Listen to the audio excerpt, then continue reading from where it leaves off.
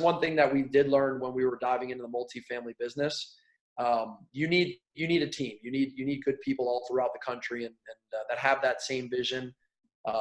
Because some of these deals you're looking 50 million, 40, 30, 20. I mean, these are some big deals and you need help. I mean, you need help taking them down and we're going to take them down. That's the end game, but we don't want to walk away from a business that we learned and we know, which is the residential stuff, like having those checks come in every our goal is to do at least 100 a year.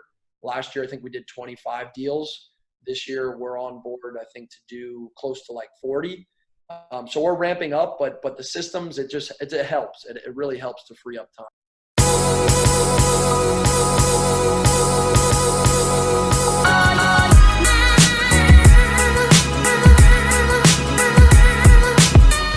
Hey, how's it going, guys? This is Dan Wynn, and welcome to the Financial Freedom Journal. Today, we have a very special guest. His name is Anthony Coletti. Just let me tell you a little bit about him and his partner, Justin. And right now, he's not on the show right now. He just had a last minute switch up, but he's one half of the Acquisitions Unlimited LLC, which is their investment team. They started over a little over 2 years ago. They met playing college baseball down there at FIU, so that's pretty cool. And they're currently flipping houses in South Florida while working to acquire their first apartment complex. Welcome to the show, Anthony. Really, really appreciate you coming on. Really interested in hearing your story. Yeah, no, thanks. Thank you. Thanks for having me. It's a pleasure. All right, so let's go ahead and kick this thing off. How do you tell us a little bit about yourself? Like, just how did you get started in real estate? So a little about myself. I started like a lot of other real estate professionals in the business. I started as a realtor. Did that for about a year. That business taught me that I didn't really want to become a realtor. I kind of felt it out. I always wanted to get involved in the investment side, fixing and flipping. So I felt that becoming a realtor would help me understand the business a little bit better, which it did. Was able to do a couple transactions and saved some of those, most of those funds that I made from those transactions, and eventually roll them into my first fix and flip deal. Yeah, that's awesome. So that's extremely interesting because there's not a lot of realtors that also do investing, at least in my experience, the ones that I talk to. I'm sure you probably experienced it as well. A lot of the realtors that I know don't really understand how to analyze a deal, and that's crucial for investing. So how has that helped you, in your investing ventures? Yeah, no, great question. I think being a realtor, it really helps you zone in on finding the different comps and everything, because that's basically to provide a good service to your clients, whether you're the listing agent or the representing the buyer. Listing agent side, you don't want your seller to undersell their property, and for a buyer, you don't want them to pay more. So that I'm still an active realtor, and I still use all those same tools, the different softwares that they provide you with to pull comps and run numbers. But like you said, yeah, I definitely took it to another level when it comes down to figuring out the repair credits and all the value that needs to be put back into the house, and then factoring in all the closing fees and all that. A lot of investors I would say a lot of new investors they don't look at the bigger picture, which is not only do you have to have a certain amount of money in reserves for the repairs, but you also have to factor in all the closing costs on the front end before you buy it, and then all the closing costs in the back end, and all the holding fees in there as well too. So yes, that's nice. And you definitely, as a realtor, you get to recoup some of those expenses that you would typically pay. Exactly. If you were just a realtor. You get to save that 6%, or at least 3%, whatever your ratio, your split is. So that's cool. So I guess a question from your perspective, from a realtor/investor perspective, why is it that there are some realtors that just don't invest for some reason? They're only selling houses. It seems like, I just would assume that, if they're around real estate all the time, they're around other investors, people that are buying homes, that they'd also want to do the same thing. So what's your input on that? Do you have any thoughts? Yeah, that's a great question. I think about that too, man. I don't really have any rhyme or reason why. Same that goes for on the commercial side as well. A lot of commercial brokers, they invest in real estate as well. And I never really understood that. The main reason I became a realtor was to learn more about the business, get more well-rounded, to where when I was ready to get into an investment, I knew what was going on, basically. So I don't know. I don't have a good answer for that one. So. Okay. I was just curious, I don't think I've ever asked anybody that. So, but that's always been, that's always, I've always wondered that. Maybe a lot of people are afraid to just jump in. I've met and talked with a lot of people that they basically analyze it and learn and read and this and that, but they never actually dive in. And that's a very big, important thing. I mean, you gotta jump in, and then if you're scared to jump in, meet people and get around people that are actually doing it. And that definitely takes a lot of the being scared and all the negative stuff, because you actually talk with people that are doing it. So that's key. That's a definitely key. I think I got caught up in the analysis paralysis stage. Some people call it analysis paralysis when you're kind of mulling through deals, doing all the research, learning about what to do, but you never actually take any action. So most people call that analysis paralysis. I've experienced, I'm sure you've experienced it. And just like you said, reaching out and talking with other people that are actually doing it kind of instills some confidence, right? I mean, at least that's what gave me that extra push to take the leap of faith. Sure. Do you have any experience with that, as far as were you ever stuck in the analysis paralysis phase for a while? Yeah, I was. I feel everybody is. And then I just started I've started going to local realtor meetup groups. This was probably taking it back about 3 years back now, maybe 3.5. And like I said, I got around people that were doing it, and I failed. I mean, I've gotten cursed out on the phone all the time. Stop calling me. What do you think? A lot of people in our market say, I'm sure it's a lot of markets around the country, but a lot of the same things like, hey, that ship sailed back in 2011, 2010. That's when all the good deals, you missed out. Like, stop freaking calling me. Blah blah blah. And you have to go through all that. I mean, even still today, after I've been at it now on the investment side for about 3 years, a little over, and it's still the same thing, but you get better at qualifying people, your skin gets thicker, and you're able to just roll with the punches, but it never ends, but you just learn to tolerate it, I feel, a little bit more. So. Yeah. Great input. So let's talk about your first deal. How did that go, and what was that like for you? How'd that change everything? Because I mean, you started off as a realtor. At what point? How long were you purely a realtor before you actually jumped into your first deal, and what kind of helped push you over the edge there? Sure. No, great question. I would say just kicking it back a little bit as a realtor, just being a realtor, I was grinding it out. I had my other jobs as well. I didn't quit everything and just become a realtor. I wanted to still have some other forms of income. So I dabbled with a couple other jobs, and it took me 9 months as a realtor, 9 months as a realtor to close on my first deal. And I had a few more in the pipeline, and I think I got into my first real estate deal, I want to say about a year and a couple months into it. So it wasn't long before I realized the realtor thing wasn't the route that I wanted to go. But yeah, circling back. So my first deal was actually an owner finance deal. And, the owner was out of state, I believe. They owned it was a condo, actually 2 condos that I flipped first. The game plan was to fix and flip one of them and have enough money to start the other one. And, long story short, I ran out of money for the second one. And, let me take it back a little bit more. Those were owner finance deals. So that's why that's how I got the funding.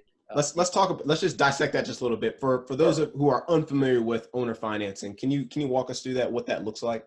Yeah, sure. I don't remember exactly what the terms were, but they were something along the lines of they loaned the money. I think we put down somewhere around 10 to 15%, something small. And we had a balloon payment. After a year, we had to pay them back the full amount. So that gave us a good amount of time. And the interest rate was really low. I think it was around 4.5 to 5%. Nice. So basically, instead of us getting a loan from like a hard money lender or the bank, the owner was the bank. They owned it free and clear. They owned both condos in the same community. And they just sold. They were just ready to not be a landlord anymore. And we put terms together with the title company. They wrote all the contracts out. And, don't get caught up with, oh, how am I going to write this? How am I going to make it all legal? Get with a good attorney and a title company, and they'll prepare all the documents. But yeah, so I went in, and my numbers weren't as tight as they are now, basically. So that's to sum it all up. I think we factored in the beginning to put like 20,000 into the property. It was going to cost us all in the first one, and I think it ran us a little over like 35, because we didn't have a crew, we didn't have a team, we didn't know anything. It was like, all right, we'll find a tile guy, we'll find a countertop guy, we'll find a person to do the showers, the toilets, the plumbing, the electrical. So it was like we were building our team at the same time, and everybody wants to hear about the profit or the loss. So that particular deal, the first one, I think we ended up making, I had a different business partner at the time. I think we ended up making about somewhere about 15,000. So we made like 7,500 each. And then the second one, we had two at once. And the second one, we completely ran out of money. And we were new in the business, so nobody really wanted to loan us any money. I didn't want to do the credit card route. So I ended up just listing that property on the MLS, just gutted. And luckily we got out of that one. I think we ended up making probably like $5,000 on that one. So knock on wood, I've never lost on a deal yet, but that one it was real hairy. Close. But that's all good. Yeah. Good. Yeah, no, and I was going to say, while we're on the topic, so the first three deals that I did were actually owner finance, and the third one was also a condo, and I forget what it was. I think the third one came to our radar while we still had the other two. So we didn't have any money, but the third one was a steal. Like, it was a really, really good deal. So I was debating at a point where I was going to sell my car. And, I'm sure a lot of entrepreneurs have been there where they're like, all right, what can I sell off to keep it going and, keep this deal rolling. And, but I didn't sell the car and ended up getting the funds for that one. And my first three deals were all owner finance. So it's fortunate. I think that's almost every investor's game plan. So owner financing is awesome because not having to go through so much, usually you don't have to go through as much tape or red tape as you do with the banks or even with hard money. Usually, the owners are typically, the contracts are fairly simple and they usually get closed very, very quickly, right? So with that being said, that's what a lot of people are still looking for owner financing. How did you go about finding that? How was, can you share with us some ways to possibly find owner financing for those listening out there that want to kind of go that route? Sure. I would say there's really no right way to go about it. It's just, look at as many deals as you possibly can. And then eventually, what they always say is you throw enough stuff against the wall, eventually it's going to stick. It was just one of those things where I had that in my mind, like, hey, the only way, there's other ways, but I didn't know about them at the time, just being a new investor. I'm like, man, the only way I'm going to get a deal is owner finance. So I kind of had that in my mind. While I was doing looking for the owner finance, I was also looking to do some wholesaling as well. But it just so happened that the owner finance deals came before the wholesaling. And then I started realizing more about like the wholesaling, kind of how it worked. And I'm thankful for that because, that has definitely been a lot more lucrative than a lot of the fix and flips that we've done, so. But yeah, it's hard to really pinpoint on like how I looked and searched for it. I basically just looked for good deals, and I knew I had to get creative on some of them. The first three, believe it or not, they were in 55 plus communities as well. Really? So, yeah. So the fact that to get funding on those is nearly impossible. To get funding on a condo is nearly impossible. To sell is kind of hard too. Well, down here they sell in our market in South Florida. Everybody, Retire. Yeah, that makes Everybody sense. wants to retire down in South Florida. Yeah. So they're pretty good, especially this time of year. I would say between November and like April, early April, like whenever the snowbirds are down, they're hot, and a lot of people are buying them cash. Like we're talking, you buy them at 60 or 70 and you sell them at like 150, right in Okay. there. But they're hard to find. I mean, I haven't done many of them, but they're definitely hard to find, and nobody wants to fund those. So in the back of my mind, I'm like, okay, this is something I could afford on the rehab side, but I can't afford to fund the whole thing. So I'm going to just ask everybody and their brother if they would want to own or finance. So Yeah, so that's really interesting. I usually hear a couple different things, and you pretty much alluded to it too. So condos are hard to finance, and then you also got the age restriction there. So even if it's in South Florida, it's still limiting your pool just a little bit of course. to who you can market to or who you can sell to. And then the third part with that, usually from what I've seen in those old, 55 plus communities, usually if you're not 55 or older, you can't even own that. So is that a reason why you did the owner financing? No. I mean, we still had to buy it in our name and we get approved from the board and all that. Yeah. But a lot of communities will allow you to buy it under an LLC. Okay. As long as you put some sort of clause or write them some sort of letter that states that you're not going to move into the property. Yeah. Because at the end of the day, it makes sense for them to allow you to do that because it increases the prices and you're making it nice. I mean, I think the one that we did, I think it was like the second highest property that ever sold in that community at that time. And obviously the second one, we ran out of money. And the third one, it was more of like a lipstick on a pig. I didn't do much.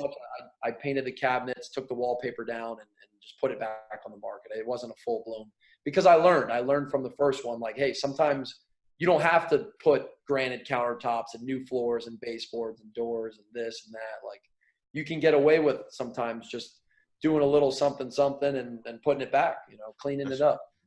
That's very, very true. It's something I learned as well. Just knowing your market and what the sale price is going to be. So that's awesome. So I'm going to just back up just a little bit because you mentioned something that that I think is extremely interesting because it seems like they're two polar opposites, or at least I see a lot of friction between these two groups, wholesalers and realtors, right? So like, anytime I mention wholesaling to most realtors, they're like, "Oh, those guys, it should be illegal." Blah blah blah blah blah blah.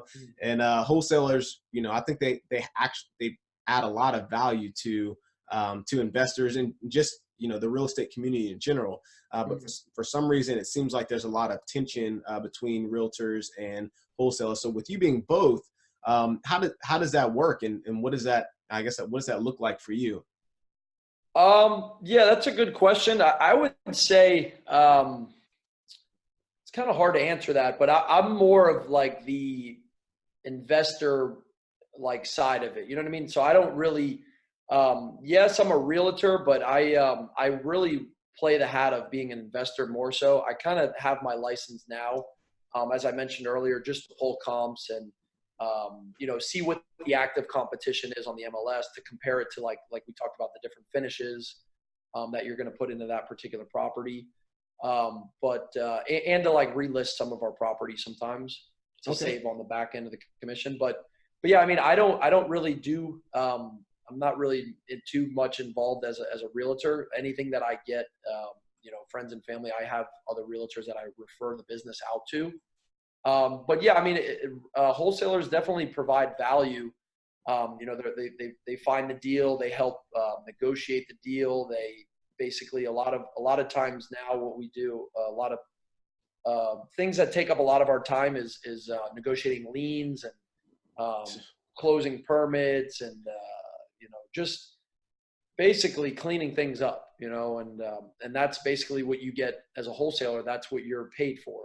You're paid to find the deal, to make sure the deal, we sell all of our deals, free and clear, well, not free and clear, but what's the word I'm looking for? Yeah, with no lien. Yeah, exactly. Yeah, title, clean title. Yeah, clear title, exactly. Everything has clear title before we go ahead and sell it to somebody else. And a lot of times what we've been doing lately is actually closing on the property ourselves. Cleaning it up, taking the trash out, taking the garbage out, maybe painting it and then reselling it, so it's almost like we Half flip. Yeah, it's like a half flip basically. Yeah, because what we figured, in our market, I'm sure, like I said, across the country, every hot market's it's moving right now, I'm sure. So people are paying top dollar because there's not good inventory, there's not good product out there. So what we're doing is, we're finding better margins on just closing on the property ourselves, with the cash that we accumulated through the years, and just doing minor stuff. We just closed on one today that we'll do some minor work to it and hopefully get it back on the market within about a month. And Excellent. some of these full-blown rehabs, you think it's a month, but at the end of the day, you're like, oh man, we're going on 2-3 months. You bust one wall and you see some asbestos or something in there, and they're like, game changer. Yeah. We just had one of our contractors on the last job. He was nailing in the baseboards, and he nailed it right into a pipe, and then we had a flood, and then had to take the drywall out. So that was a tough learning curve there. So that's rough. That's really rough. So so your strategy with this first deal, you talked about you got the 2 condos at the same time, 55-year-old older community. You got a decent profit on it. I know you learned a lot through it. What are some of those lessons that you learned through that process on that first deal?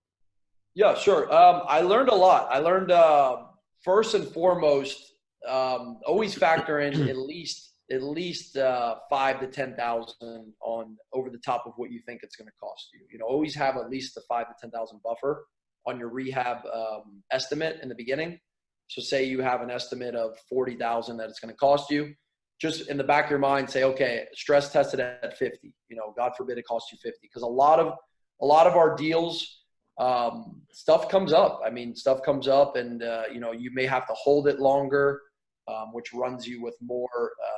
You have your holding cost, whether it's cutting the grass, paying for more insurance, the taxes are more. So you got to factor in at least 5 to 10. That's the first thing that I would say on every flip. Another thing is make sure you have good contractors, and make sure you have extra contractors in case those good contractors aren't good contractors anymore, or they don't show up, or they get busy with something else, or there's a lot of things can happen. So make sure you have a team, and then build a second team and a third team. What we did was we have a spreadsheet, a legit spreadsheet, where we go down, we'll have plumbers, electricians, and we'll just have lists of them. And we learned that the hard way, because if that particular guy gets sick, even if that one contractor gets sick, say he gets sick and he's out for 2 weeks, that guy not only sets back that 2 weeks, it also sets back the next thing that you have behind that person. So everything gets pushed back. So that's probably the second thing that I would say, is to create a spreadsheet and just have a list of all your contractors, and make it legit. Have the prices that they usually charge, their number, their email, all that stuff. Make sure you're not scrambling for it at the last minute. If John gets sick or something, you have it there ready to roll. So big time. I think we've all been burned by a contractor a time or two, in the deal. Actually, I got burned on my second deal. I did a 4-unit. I was kind of from out of state, and it was a lot. I went through a lawsuit. It's $50,000 renovation, and I went through a lawsuit, did a lot of things. I made a video on it, actually, on 10 ways to not get burned by contractors. So, wow. So definitely check that out. If you're listening to some podcast, just look me up on YouTube, Financial Freedom Journal, and then you'll see that video there to help protect you, so that you don't get screwed over by contractors the way that I did. And I'm sure so many other people have been screwed. It happens to everybody at some given time, but you hit the nail on the head there. I think contractors are a super huge piece, so. Oh, yeah. It's going to continue to happen at the end of the day. Nobody's perfect, and things happen. If you could find a good contractor, though, definitely treat them right, pay them what they're worth. And, if they go above and beyond the things that you tell them, then recognize that and compensate them for it. Don't just say, oh, thank you, because at the end of the day, thank yous don't really pay the bills, and it's tough to keep a good contractor. So if you guys align, And like I said, they do extra stuff and they go above and beyond, and, you know, they give you ideas. Maybe give them a Christmas bonus, or, you know, some holiday bonus or something. That definitely goes a long way for sure. Big time. Even like little $20, $25 Yeah. gift cards at food places, take their family out to eat. That goes Yep. a long way. It does. And then also referring them to other people as well, referring that business. So that keeps them kind of loyal to you as well, if you can generate them more money. Sure. So definitely hit the nail on the head, man. That's excellent information. Great input. So did great on the first deal, got some lessons learned there. Mm-hmm. So I know you've done a number of deals. You've done, you know, wholesaling. You've done some flips. What is your most interesting deal so far? And what did you learn? Or I guess your favorite deal. And what did you learn from that deal that made it so interesting or made it your favorite deal? Sure. Yeah. Good question. I would say my favorite deal so far, on my own. This wasn't with a partner. This deal I found, you know, I was going to long story short, I was going to relocate to another area where I've heard good things about, where a lot of, you know, real estate is starting to pick up and it's not oversaturated. But I ended up not moving there because it was too slow. You know, it wasn't moving quick at all. And I like to be, you know, a lot of the business going on, this, you know, in and out quick. So anyway, so I was driving around up in, it's probably about an hour and a half north of where I'm at now. And I saw a house that was boarded up, right? And, you know, I quickly hit a U-turn, went back around in the neighborhood, just was looking at this house, trying to get some information. There was actually a neighbor next door of that house, literally the house right next door. And I go up to the neighbor, get out of the car, go up to him, you know, introduce myself and, you know, give my whole speech that I'm looking to buy some properties in the area. And he said, I don't know about that neighbor. I don't know anything about that house and this and that, but the woman in this house might end up wanting to sell. So longer story short, ended up buying that house, not the one that was boarded up.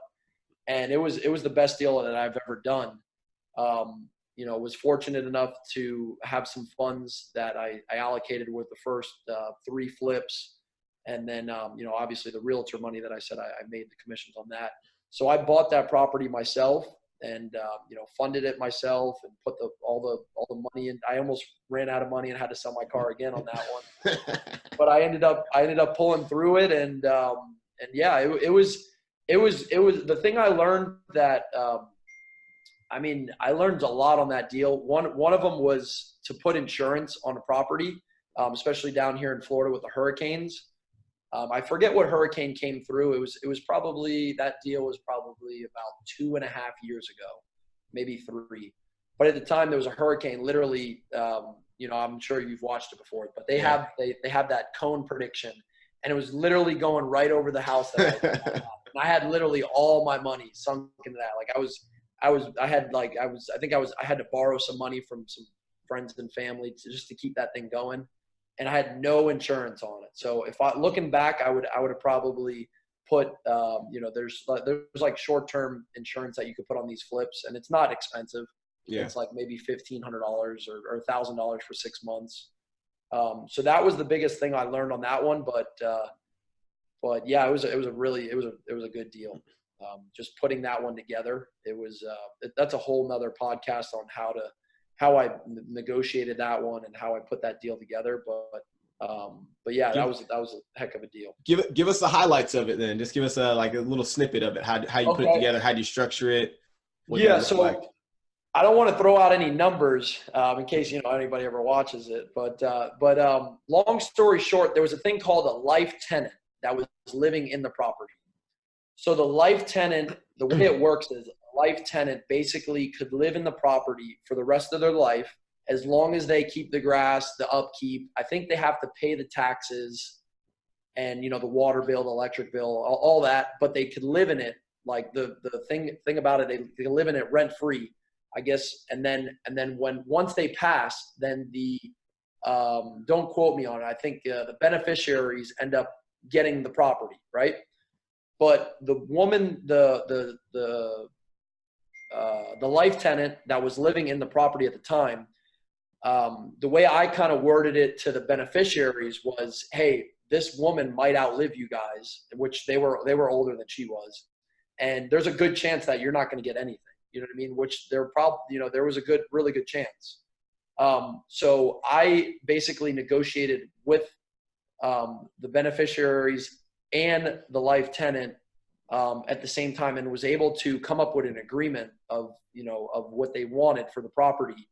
And that's kind of in a nutshell, how that deal worked out. But it was tough going back and forth, being in the middle, not stepping on any toes. And, I was working that one myself, like I said. So it's always nice to have a business partner or somebody that you can bounce ideas and call, and, cause this business it's I'm sure it's wild. There's days where you want to pull your hair out. But if you have somebody that you can call your mentor or your business partner or somebody like that, it makes it a lot more enjoyable. But yeah, that was that deal. And it was a great deal. That's interesting. That's interesting. So it seems like for the first couple deals, and then also this deal, I mean, anytime I hear owner financing, that's just a form of creative financing, right? So basically non-traditional terms, non-hard money, non-thing. So I think that's awesome that you've been able to basically come up with creative ways to acquire properties.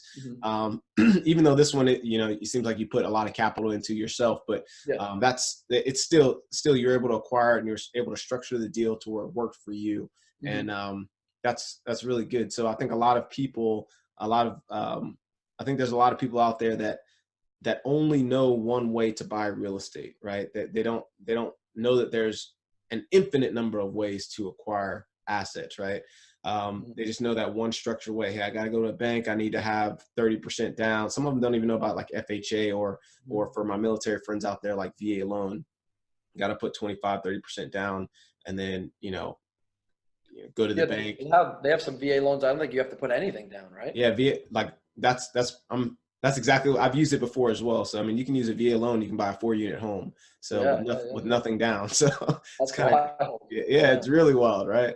But there's a lot of people out there that don't know those little tricks, and those not really tricks. They just don't know the benefits that, that they're afforded. So that's why I love having, guests like yourself on to talk about that. Cause I've never heard about a life, I've never heard of that before. Yeah, I never heard about it either until that one deal. Yeah, I didn't even know there was something like it. And they're like, yeah, it's called a life tenant, and yeah, that's how that deal worked. So everybody was happy at the end of the day. The life tenant, the beneficiaries, I was happy.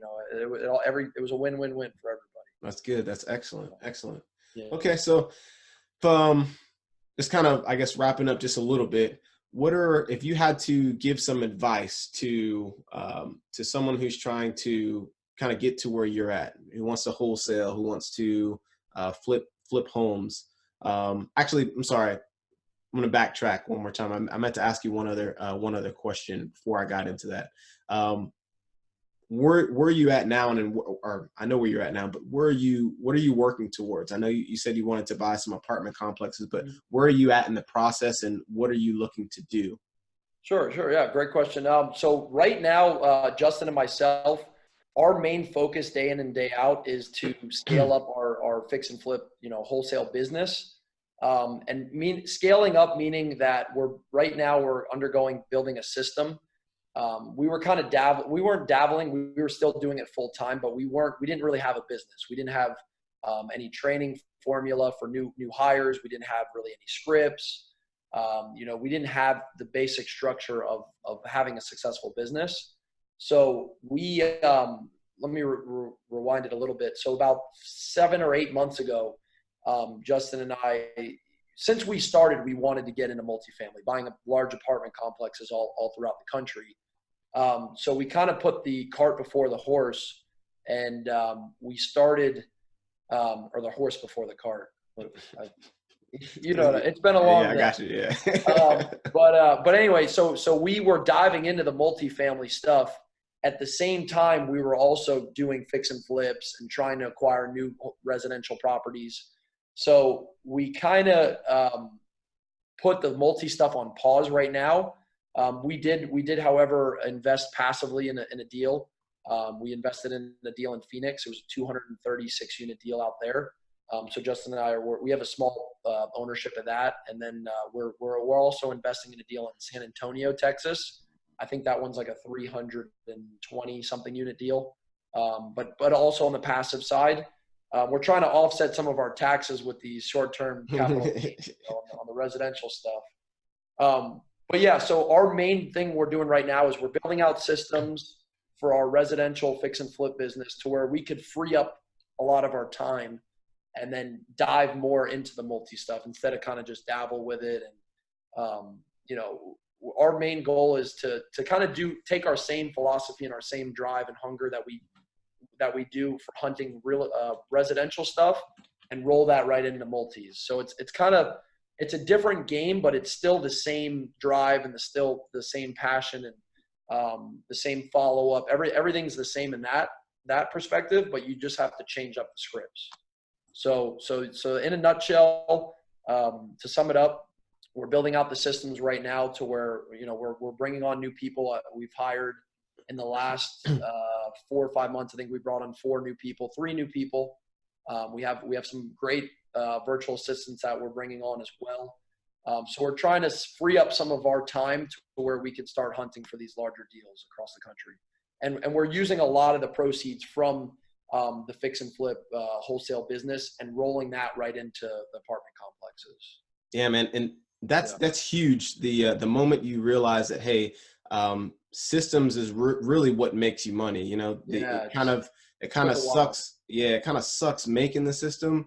But once you make it and you start putting people in place, frees up your time to allow you to focus on what you're really good at and what your primary goals are, right? So it seems like you're creating those systems. You talk some of the scripts, brought on a couple of VAs. I just recently brought on a couple of VAs as well because I'm not trying to edit all these videos.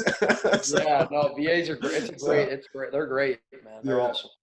Yeah, so that's awesome. That's really, really good to hear. Talking systems, what are some of the systems that you've created that are kind of helping and driving your business further? Sure. If you had to just name a couple like key systems. Yeah, I mean, we're not doing anything too crazy that a lot of people watching this probably never heard of. A lot of our stuff, what we're doing now is just through Google Drive. We're creating a folder in Google Drive, then we're creating folders within those specific folders, and then we're building it all out with the different Google Sheets, and then we're using the Google Docs for all the scripts. The Google Sheets is for part of it was the contractor thing, having a Google Sheet with all the contractors. We're tracking more also now. What we're doing that we really haven't done in the past, we're tracking how much a lead, we have a few different ways we generate leads, and now we're actually tracking the lead sources to see how much money we're spending on that particular lead source versus how much we're making on a deal. So we're actually building all kinds of systems, but it's nothing like we're doing it pretty much all with Google. We use Podio as well. We're looking into some other CRMs also to help field some calls and to get more phone numbers. To have different phone numbers on different mailing pieces to where we could actually track. Okay, if they called that number, it came from this form of lead. So we're working on that, but we're also making training videos. We're making how to comp a property video. We're making, what are some of the other videos we're making? How to comp a video, how to write contracts, how to write addendums, how to, the different scripts, what to say when a seller says this, or what to say when this may pop up, or what's, you know what I mean? Just basic. We're like taking it all the way back to square one, where we, the past where it's like, okay, we'll do all that. But at the end of the day, you can only wear so many hats. And, we see ourselves growing into owning our future goal is to own thousands of multifamily units. Yes. Yeah. That's our goal for sure. And we're going to get there. It's just time and systems and meeting people like yourself, great people that see the vision. And, cause that's one thing that we did learn when we were diving into the multifamily business. You need a team. You need good people all throughout the country and that have that same vision. Because some of these deals you're looking 50 million, 40, 30, 20. I mean, these are some big deals, and you need help. I mean, you need help taking them down, and we're going to take them down. You know, that's the end game, but we don't want to walk away from a business that we learned and we know, which is the residential stuff. Like having those checks come in every our goal is to do 100, at least 100 a year. Last year, I think we did 25 deals. This year, we're on board, I think, to do close to like 40. So we're ramping up, but the systems, it helps. It really helps to free up time. So yeah, those systems that's what's gonna make you scale. I mean, for those out there that are listening, as far as the systems, kind of think, you always want to capture every single thing you're doing, and then yes. be able to plug and play someone else and take yourself out of the work. So just like McDonald's, they have an assembly line, right? They have a freaking chart. If anybody's worked fast food before, I used to work at Zaxby's, so this is why I know this. Like when I was in high school or whatever. But yeah, I've done some.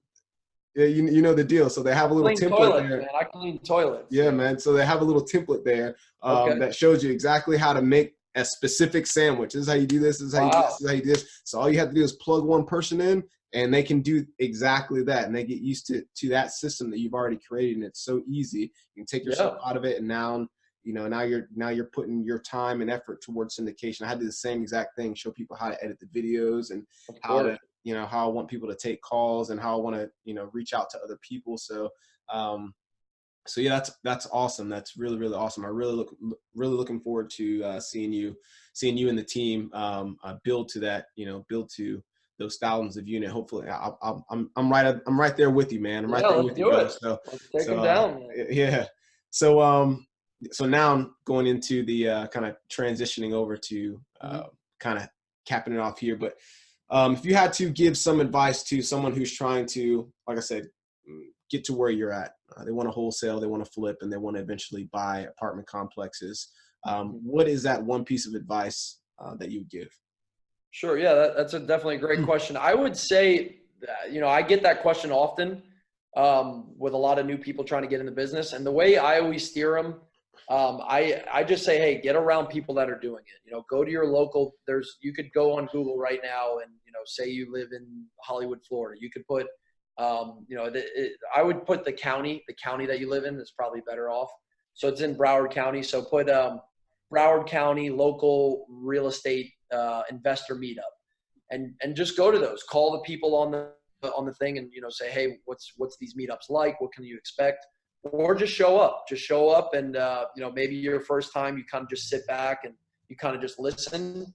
The second time you go in there, maybe you kind of know how it all is and what everybody's talking about and saying, and just go up to people. People love to teach other people. Don't be scared to. A lot of people get afraid, like, I don't know what the heck I'm talking about. I don't know what I'm doing. But just showing up and showing, shaking their hand, looking them in the eye. Obviously, dress the part when you're going to these meetups. Like, don't show up in like t-shirts and flip-flops and some shorts. Like, look, I always just wear like a polo with some dress pants tucked in with a belt and some dress shoes. Like, you can't go wrong. And yeah, just ask questions. I mean, everybody in that room at one point, they didn't know anything. So at the end of the day, I think that's the most powerful piece of message that I could give to people. Another thing is I tell them for the basic stuff, maybe before you go to those local meetups, get on Bigger Pockets. Anything that you could possibly think of, everything that we talked about tonight, it's all on Bigger Pockets. So those guys, Brandon and I forget the other guy, but they did a heck of a job over there with that platform, biggerpockets.com. And you can pretty much type in anything you want on there. There's forums and videos and everything you could possibly think of. So maybe look on that first, then go to your local meetup. But don't wait. Don't go looking on those things for months and, before you go to your first meeting. Do it simultaneously. So. Big time. Reach out, learn some things, and then go out to link up with other people. That's great information. Get a good mentor. So how can my listeners find out about you, Anthony? Where can we find you at, or where can they reach out to you if they have any other questions? Yeah, sure. I'm on Instagram, Facebook, everything. So my Instagram is my first name, last name. So Anthony, Anthony, last name is Coletti, Coletti, and a little underscore at the end. Facebook, just Anthony Coletti, spelled the same way. In all my pictures, I'm in a suit, so you can't miss me. You could call me, text me. My number. Can I give my number? Is that? Yeah, sure. Yeah. It's 954-347-5031. Even email me. My email is floridaoceaninvest@gmail.com. So I'm always open to, talk with like-minded people and people that have passion about the business. I'm trying to give back as well. I've had a lot of help in my career, and I feel that it's important to give it back too, for sure. Excellent. And if you guys miss this or you're driving and you want to find this information out later, the information, if you're listening to it on podcast, information is in the show notes.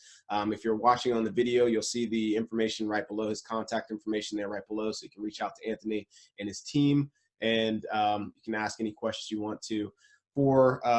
Additionally, for those that are listening on podcast, please do us a favor, leave a review. If you're listening on YouTube, be sure to like and subscribe. Also, you can leave a comment there below if you have any questions. I'll answer, Anthony will answer, maybe Justin might answer as well. And then lastly, hey, be sure to connect with us on social media. And if you want to find some other great content, I know you're posting stuff daily, showing some of the flips that you're doing and things, and I think that's great information, sharing that knowledge with others out there. So be sure to link up with us there. And with that, Anthony, thank you very, very much for coming on the show. Really, really appreciate it. You dropped some great gems there, helping out our listeners. Hey, again, if you're listening, make sure to reach out to Anthony. And yeah, that's about it. Thank you, Dan. No, it was a pleasure. Everything. I'm looking forward to working with you as well. I mean, we got the same vision with the multis and cash flow, the depreciation. It makes too much sense. Big time. Anybody that bring on here that, I'm looking to continue relationships with, so hopefully, we'll get you on here another time once you crush down that apartment complex, or once we crush down apartment complex, we'll come back on here and give a rundown. So that's awesome. Looking forward to it. And if you're ever down this way, South Florida, hit me up. I'd love to, you and any of your listeners, take you guys to lunch and sit down and talk some real estate. Definitely. All right. Thank you guys for listening. With that, this is Dan Wynn signing off. All right. Thank you.